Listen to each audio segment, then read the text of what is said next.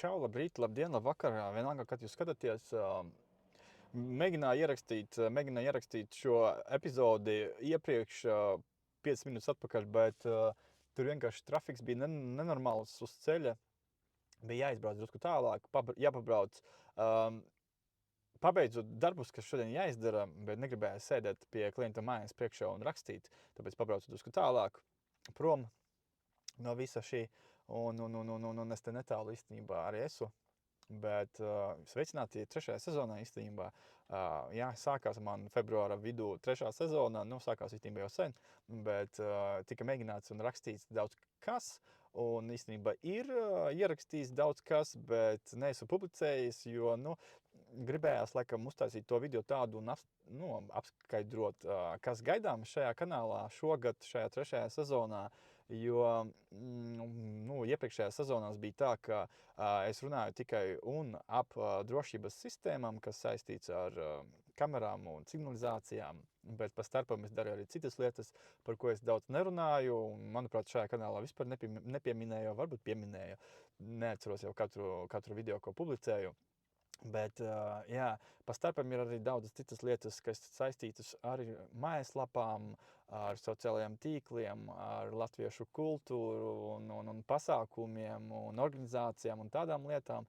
Tā kā es mēģināšu arī šogad ierakstīt un parādīt arī to daļu, teiksim tā, un arī par gadgetiem, ko es izmantoju, kad es filmēju, un mikrofoniem, un kā uztaisīt labāku skaņu, un visas tās lietas, kas īstenībā gadu garumā ir sakrājušas kā pieredze, teiksim tā, pozitīva, negatīva, es nezinu. Laikam naudas maciņam tā ir negatīva pieredze, bet pašam hobijam pozitīva. Katru gadu ir vienādi. Es tagad paskaidrošu par biznesa daļu kā tādu. Pirms Ziemassvētkiem vienmēr ir ļoti busy. Ir daudz darbu visādu, gan mazi, gan lieli darbi. Un tad Ziemassvētkos, protams, pirms Ziemassvētkiem es vienmēr paņēmu holidejus no biznesa, teiksim tā, un atpūtai un svētku svinēšanai. Es viņas baigi daudz tā nesvinu, bet jā.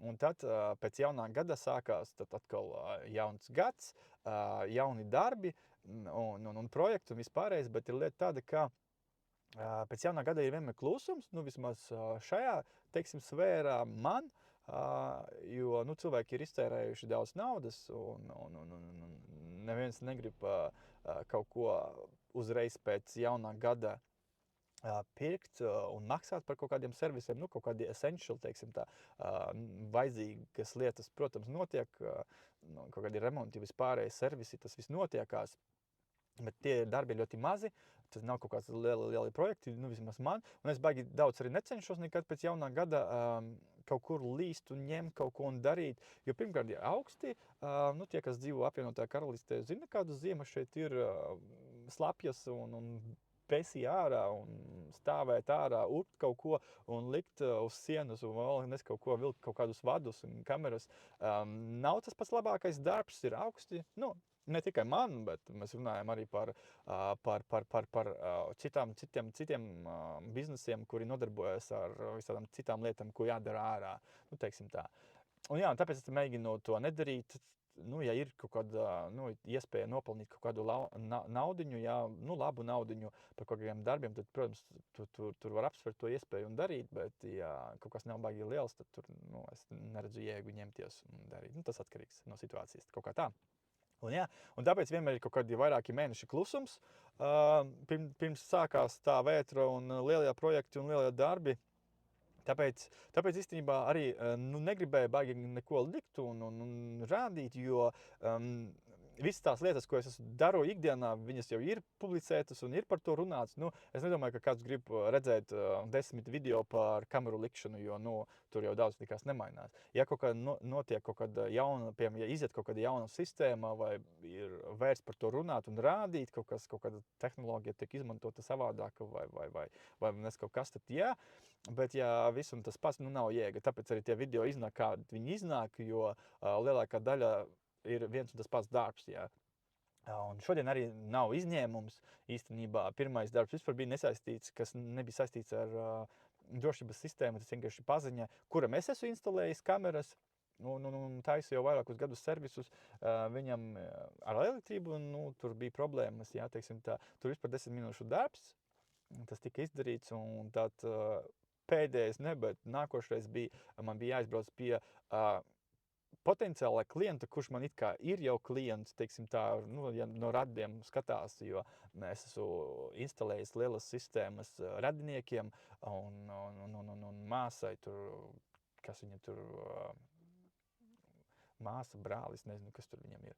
Un tāpēc viņš pats grib sev arī instalēt kaut ko, un viņš pajautāja, vai es varu atbraukt un apskatīties māju un izstāstīt viņam opcijas, jo es vienmēr izstāstu klientiem vai potenciāli vai esošie klienti, kādas ir iespējas, un tad viņiem pašiem ir jānolēma, cik daudz viņi grib iztērēt to naudu tai drošības sistēmai, jo tas ir atkarīgs no tā naudiņas maka biezuma, ja, kuru grib tērēt tam visam, jo var instalēt ļoti lēti un instalēt ļoti dārgi. Tas tā. Tā es viņam izskaidroju, ka es būšu mājās šovakar, un tad es arī saskaitīšu viņam visas tās cenas un aizsūtīšu, un tad viņš lai pats izlēma, kādu sistēmu viņš grib, vai analogo, vai IP sistēmu. Un tā kaut kā. Ir daudz, kas nomainījies vairāku mēnešos, izgājuši jaunākie gadžeti, un es viņam piedāvāju arī iespēju, ja viņš grib instalēt to visu, jo it kā sistēmas attīstās visu laiku. Redzēsim, kā būs. Saskaitīšu. Es nezinu, vai es publicēšu šo video pirms, es domāju, ka es saskaitīšu un tad parādīšu tās opcijas, kādas ir viņam un atšķirās kā cenas. Nerādīšu visu pilnībā, bet kaut kādas kopējās cenas parādīšu. Redzēsim, kā man būs ar laiku. Tad, ko es vēl esmu izdarījis? Es esmu aizbraucis uz Straumēniem. Nesen biju Straumēnos, es biju Bratfordā. Nesen arī tas ir saistīts ar latviešu kultūru un diasporu. Bratfordā bija Nousa turnīrs, labdarības. To es pafilmēju, tas interviju. Es arī iemetīšu šajā video varbūt kādu daļiņu, kaut ko parādīšu, vai interviju vai kaut ko. Šie video ir publicēti, kas Facebooka, kas YouTube kanālā, manā citā. Un arī Straumēnos tur bija koru mēģinājums šī gada Elks, jeb Eiropas Latviešu kultūras svētki, kas notiksies Bratfordā jūlijā beigās, kaut kā vai vidūs, kaut kā tā tas ir. Tur tas ir kas saistīts ar kultūru. Tā kā jā, noteikti būs video arī šeit, arī no diasporas dzīves, jo es dzīvoju Anglijā jau cik 16 gadus. Un pēdējos kaut kādus cik tagad sanāk 12 gadi vai kaut kā, es vēl joprojām uzturu to saikni ar mūsu kultūru latviešu un mēģinu šur tur aizbraukt un apskatīties vai iesaistīties un palīdzēt. Varbūt tie, kas zina mani jau sen, tad zina, ka man ir mans informatīvais portāls bijis vairākus gadus, Facebook lapa, tur kaut kādus gadus 10, 12, laikam sanāk jau, kur es publicēju informāciju par to, kas notiek šeit Anglijā. Tad es atkal uzsāku atpakaļ biļešu tirdzniecību latviešu pasākumiem, tā kā es pagājušajā gadā strādāju pie šī projekta. Un viņš ir pabeigts, gada beigās tika pabeigts, iztestēts riktīgi viss un viss uzlabots, kas bija jāuzlabo. Par to vēl neesmu runājis daudz, bet noteikti būs video arī par to, jo tur es vēl gaidu to, kas saistīts ar dizainu, un tad, kad būs gatavs, es domāju, tad varēs sākt runāt par to, bet jā, vairāki pasākumi jau ir publicēti, uz vairākiem pasākumiem ir jau biļetes pārdošanā, un šobrīd ir 3 vai 4 pasākumi, kur biļetes pārdodās, tā kā tas viss notiekās. Es esmu arī Elpa, kas ir Latviešu pārstāvniecībā apvienotā karalistē valdes loceklis tur, un es tur uzturu mājaslapu un veidoju mājaslapu, un, cik atļauj mums budžets un iespējas, jo tas viss ir brīvprātīgs darbs, teiksim tā. Un es darbojos arī tur jau vairāk kā 2 gadus tagad. Gadu pirms mēs viņu, teiksim tā, prezentējām un reģistrējām. Tur tika strādāts gads, un tagad jau gads ir nostrādāts, un tagad mums jau 2. gads iet. Tā kā tur viss notiekās, un pa starpam arī, protams, visi pārējie projekti, kas man ir. Es gribēju uzsākt podcastu pagājušajā gadā, un man jau bija ideja, kas saucās Latvieša gēns. Un par to es sāku runāt un gaidu iespēju. Īstenībā projektu un visādu lietu ir daudz, jo tas ir tas lauciņš, teiksim tā, kas man interesē, tie visi gadžeti, tehnoloģijas, filmēšana, intervijas, žurnālistika, mājaslapas, tas viss, kas man interesē, un tur es mēģinu arī kaut ko darīt. kad atliek laiks. Jā, jo arī pārējās lietas jādara, jāstrādā ir un jāaudzina bērns.